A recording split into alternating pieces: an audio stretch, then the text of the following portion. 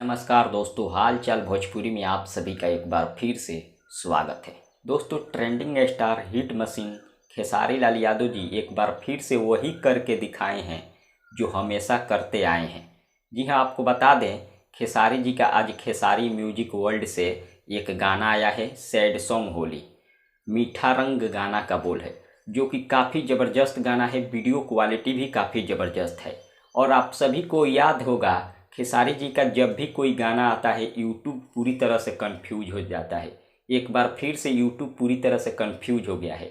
आपको बता दें, खेसारी जी का जो गाना रिलीज किया गया है खेसारी म्यूजिक वर्ल्ड पर, जो कि आप लोग कुछ स्क्रीनशॉट देख सकते हैं, लाइक मिल चुका है 36,000 और व्यूज है 29,000। यानी कि यूट्यूब एक बार फिर से पूरी तरह से हैंग हो चुका है और खेसारी जी का जो गाना का व्यू है उसे अपडेट नहीं कर पा रहा है। जो लोग अभी तक गाना को नहीं सुने हैं, खेसारी म्यूजिक वर्ल्ड से रिलीज किया गया है, जो कि खेसारी जी का खुद का म्यूजिक है।